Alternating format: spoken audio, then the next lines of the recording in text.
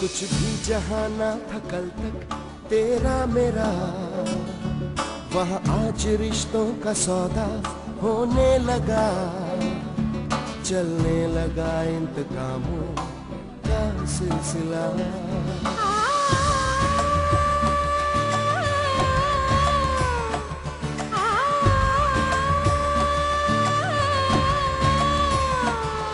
जब आसमानों की ख्वाहिश होने लगे, इंसानियत अपनी आदत खोने लगे, अब हार किसको मिले और जीत किसको मिले, बस वक्त के हाथ में है फैसला। कैसी कश्मकश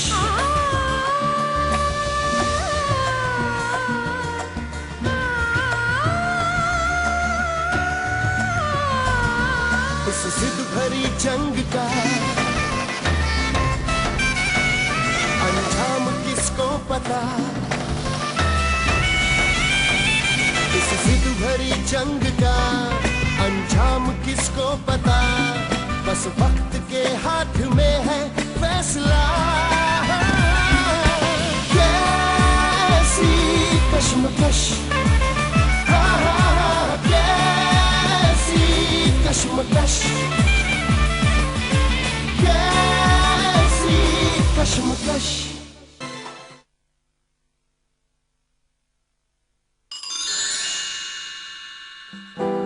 अकुल, तुम्हारा चेहरा देखकर ही लग रहा है कि कोई खुशखबरी है जो तुम मुझे देना चाहते हो, है ना? तुम बिल्कुल सही समझी रूबीना। पता है, मॉम शीतल की दादी माँ से बात करने गई थी। तो क्या कहा दादी माँ ने? यस, मान गई और क्या। वाह, क्या कह रहे हो अकुल? विश्वास नहीं हो रहा है ना? अरे एक पल के लिए मुझे भी नहीं हुआ था, लेकिन ये सच है। पता नहीं मॉम ने क्या जादू कर दिया उन पर। रेवती आंटी ने तो कमाल कर दिया यार। चलो अच्छा है, अब तुम्हारी और शीतल की प्रॉब्लम्स खत्म। नो रोना धोना, नो आंसू, अब चारों तरफ खुशी ही खुशी। हाँ, अब तो बस खुशियां ही खुशियां हैं मेरी और शीतल की जिंदगी में। नहीं यार, ऐसी शादी में वो थ्रिल कहाँ जो पहले होता। मतलब सोचो, अगर शीतल रात के अंधेरे में बजाज अंकल और दादी माँ से चुपके छुपाते मेरे पास आते और तुम अपने घर से भागकर मेरे पास आते और हम तीनों रातों रात गायब हो जाते और फिर सुबह किसी कोर्ट या मंदिर में तुम दोनों की शादी हो रही होती, तो कितना मजा आता है ना? दे ताली।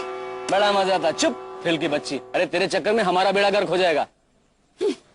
क्या बात है बेटे, किस बात की खुशियां मनाई जा रही हैं? अस्सलाम वालेकुम अब्बू। वालेकुम अस्सलाम। अब्बू, मैं आपका इंतजार कर रही थी।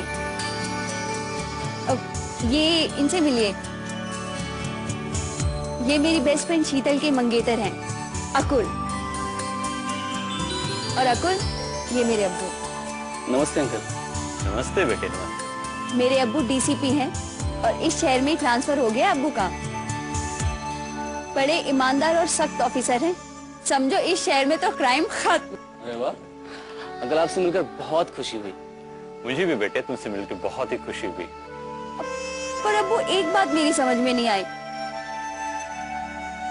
आप अकेले आ गए और अम्मी जान कल आ रही हैं, ऐसा क्यों?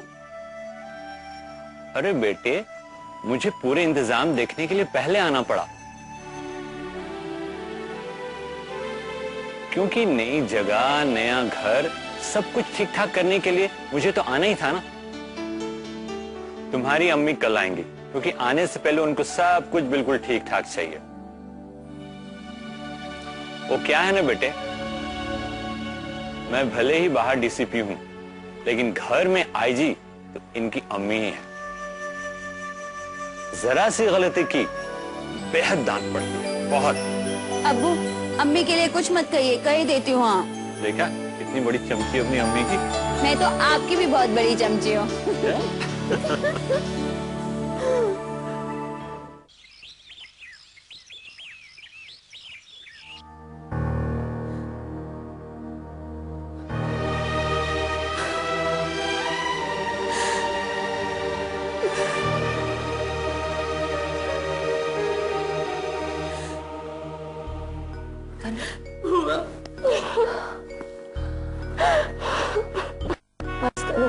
बस।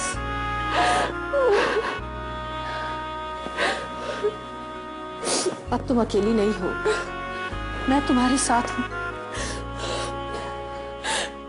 हुआ देखिए ना, साहिल मुझे छोड़कर चला गया और अपने साथ शांतियों को भी ले गया। इसके बहुत पैर पड़ी बुआ, उसने मेरी एक नहीं सुनी। बुआ अंदरों के बिना एक बार मुझे काटने को दौड़ता है। मैं नहीं रह सकती उन दोनों के बिना बुआ। तनु, सुनो तनु, तुम बेदाग हो, पवित्र हो, ये बात हम सब जानते हैं। और ये बात सिर्फ साहिल को समझनी है और वो इसे समझेगा। साहिल तुम्हारा है और तुम्हारा ही रहेगा। तुम बस खुद पर और ईश्वर पर विश्वास रखो तनु। और देखो देखो, मैं तुम्हें किसी से मिलवाना चाहती हूँ। किससे? खुशी से। खुशी से? हाँ, देखो वो उधर खड़ी है। खुशी, इधर आओ।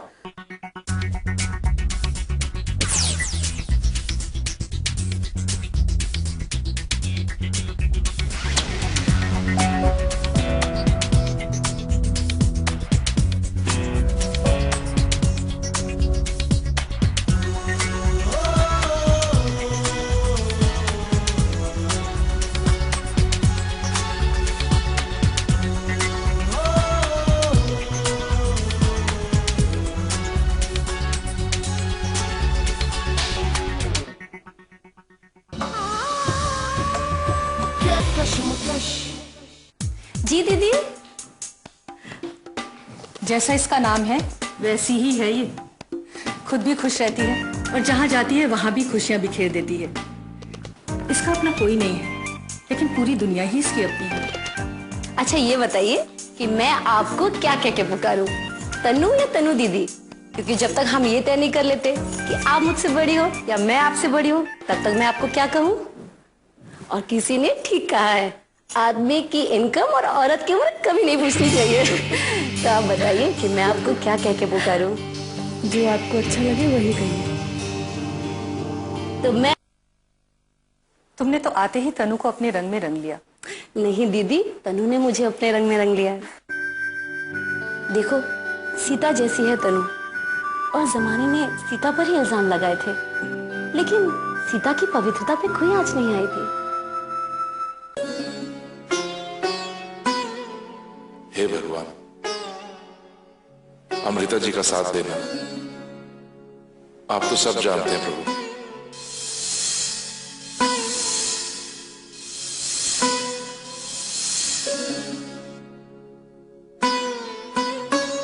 मेरी वजह से अमृता जी को कोई तकलीफ ना हो, बस इतनी प्रार्थना स्वीकार कर लेना मेरी। वो पवित्र है, दिल की सच्ची है,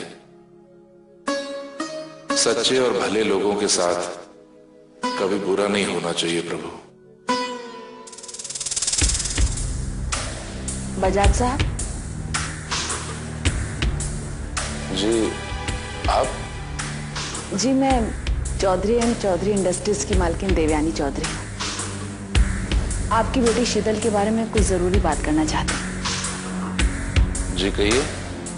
देखिए बजाज जी, घुमा फिरा कर बात करना तो मुझे आता नहीं। आप लोग खानदानी लोग हैं और हमारे खानदान का नाम कौन नहीं जानता। मैं दरअसल अपने नाती मयंक के लिए आपकी बेटी शीतल का हाथ मांगने आई हूं। जी?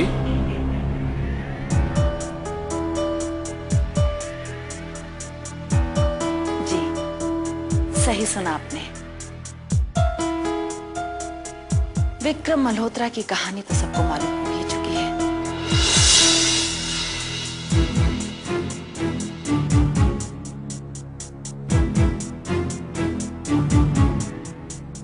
जाहिर सी बात है, ये सब पता चलने के बाद आप अपनी इकलौती बेटी की शादी उस खानदान में तो करना नहीं चाहेंगे।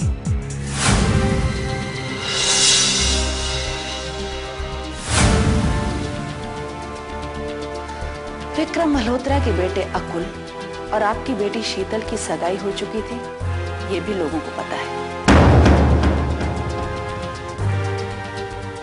और सगाई टूट भी गई। बेचारी शीतल की कितनी बदनामी हो रही है, जबकि उसकी तो कोई गलती भी नहीं है।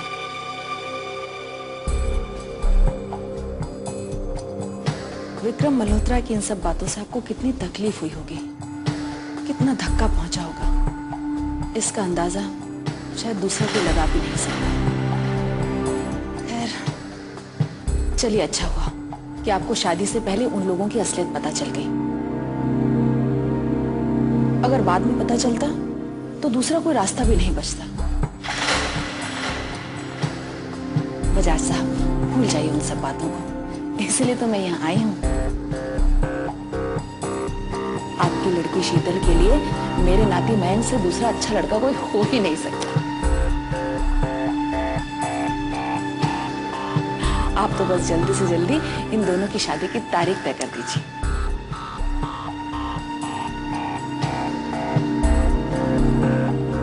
जो बोलना था वो बोल चुकी आप।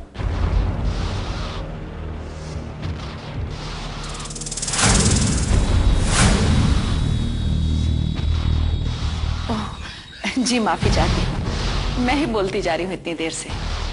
अब आप बताइए, शादी के बारे में आपकी प्लानिंग क्या है?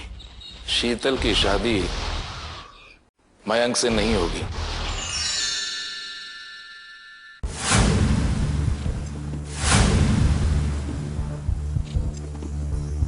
लेकिन क्यों? क्योंकि शीतल की शादी सिर्फ अकुल से होगी और किसी से नहीं। ये क्या कह रहे हैं आप? जी, आपने सही सुना। आप यहां पर आई, आपने मेरे और शीतल के बारे में सोचा, उसके लिए शुक्रिया। ठीक है, शीतल आपकी बेटी है तो शादी भी आपकी ही मर्जी से होगी। वैसे मेरा ऐसा ख्याल था कि आप मयंक से एक बार मिल जरूर लें, जल्दी।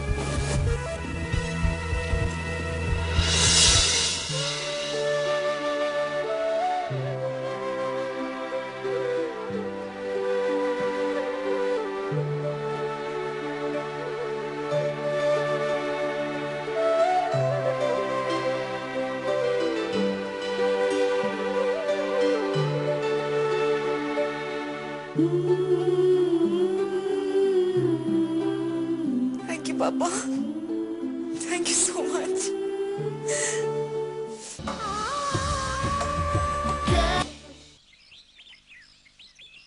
तनु, इतना कुछ हो गया, तुमने हमें कुछ भी नहीं बताया। हमें गैर बना दिया तुमने। नहीं बुआ जी, ऐसी कोई बात नहीं।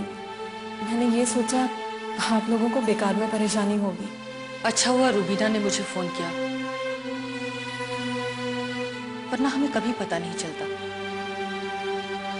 तुम हमारे घर फरिश्ता बनकर आई थी तनु, क्या पता था हमारी वजह से तुम्हारे ऊपर ये दाग लग जाएगा। मैं खुद साहिल से बात करूंगी। नहीं बुआ जी, आप साहिल से कुछ मत कहिएगा, मैं खुद ही संभाल लूंगी। तनु, तुमने अपना फर्ज निभाकर हमारे घर को स्वर्ग बना दिया, तो क्या अब ये हमारा फर्ज नहीं बनता कि जब तुम पर मुसीबत आए तो हम अपना कर्तव्य निभाएं? लेकिन बुआ जी, देखो, तुम मना नहीं करोगी, हमारा कुछ तो हक है तुम पर। ऐसा कैसे हो सकता है कि तुम्हारा घर बिखरता रहे और हम चुपचाप बैठे देखते रहें? जिंदगी भर इस दर्द को झेलते रहे कि हमारी वजह से तुम्हारा घर, तुम्हारा परिवार, तुम्हारा पति, तुम्हारा बच्चा, सब कुछ तुमसे छिन गया। क्या चाहती हो तनु, कि मैं इस दर्द के साथ अपनी बाकी की जिंदगी गुजारूं? नहीं नहीं बुआ जी, मेरा ये मतलब बिल्कुल नहीं था। पापा, चाय नाश्ता रेडी है। कैसे बना लेती हो ये सब तुम खुशी? बस जादू से। तनु, जरा खाकर बताओ कैसा बना है। दीदी कहती है मैं बहुत अच्छा खाना बनाती हूँ। पता तो चले दीदी मेरी ऐसी तारीफ करती रहती है या सचमुच में खाना बहुत अच्छा बनाती हूँ। नहीं खुशी, मेरा भी मन नहीं है खाने का। मैं तुम्हारा चेहरा देखकर ही समझ गई थी कि तुमने सुबह से कुछ नहीं खाया है, इसलिए मैंने जल्दी जल्दी ये सब तैयार किया है तुम्हारे लिए। चलो खाकर बताओ कैसा है। पता तो चले दीदी मेरी ऐसी तारीफ करती है या सचमुच में अच्छा बना लेती हो। खा लो तनु, वरना ये खुशी तुम्हारा पीछा नहीं छोड़ने वाली है। अच्छा बाबा लाओ।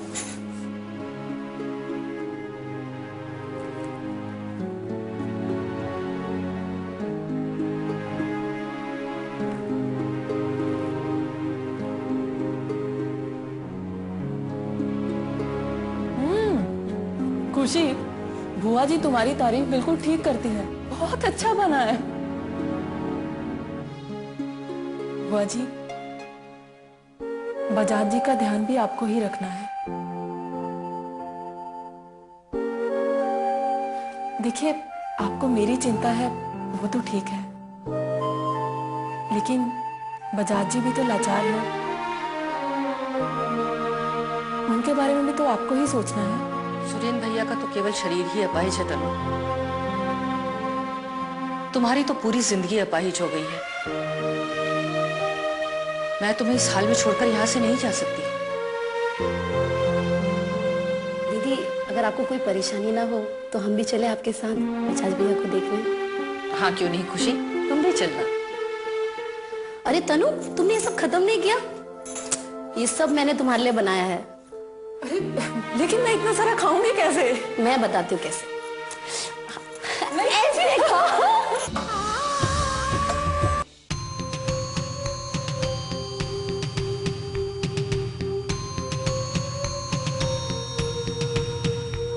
पच्चीस,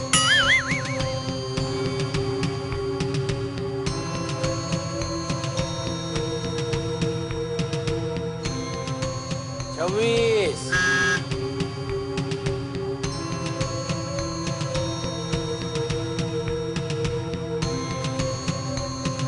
27। क्या गिन रहे हो तुम? चक्कर चक्कर गिन रहा हूं, तुम्हारे चक्कर। ये जो तुम इधर से इधर और इधर से इधर टहल रहे हो ना, वो गिनता था। 27 हो गए। बैठ जाओ ना, थक जाओगे। अरे रसिकिया, मयंक भाई है ना थकने वालों में से नहीं है। वो तो क्या है ना, बेचारे देवयानी मौसी के आने के इंतजार में बेचैन हो रहे बस, है ना, है ना। એટલે દેવ્યાની માસી ક્યાંય બહાર ગઈ है? अरे भगवान, ये भुलक कड़का में क्या करूं? तू भूल गया, देवयानी मासी मयंक भाई की शादी की बात करने गई है अबे। अरे हाँ, ये तो मैं भूल ही गया। कमाल है ना मोटी बहन, हम लोग आए एक शादी में और दो शादी अटेंड करके जाएंगे। अरे अपने मयंक भाई की शादी की तो बात ही अलग है। अरे जलसा पड़ेगा। और मैं तो है ना मयंक भाई गरबा भी खेलूंगा। ओढ़नी ओढ़ू ओढ़ू ने उड़ी जाए, और शगुन भी ढेर सारा लूंगा। हो हाँ हाँ मिलेगा, बहुत कुछ मिलेगा। एक बार शादी तो तय हो जाए। अरे मयंक भाई, शादी तय समझो।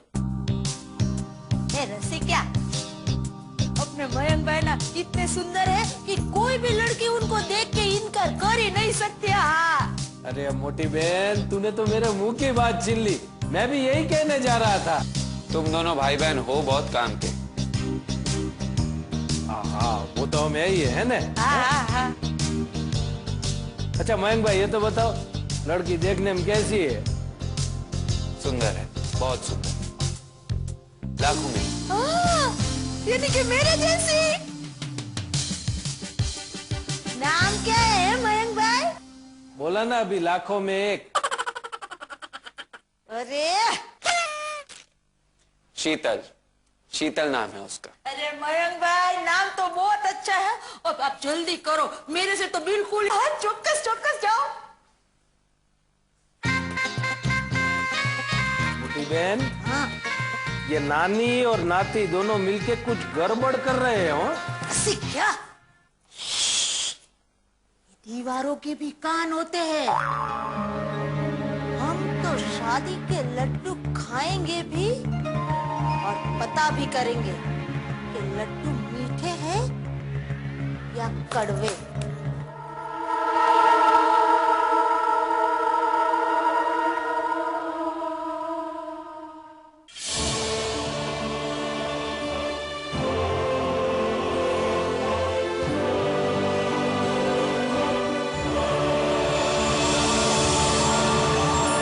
Vim bar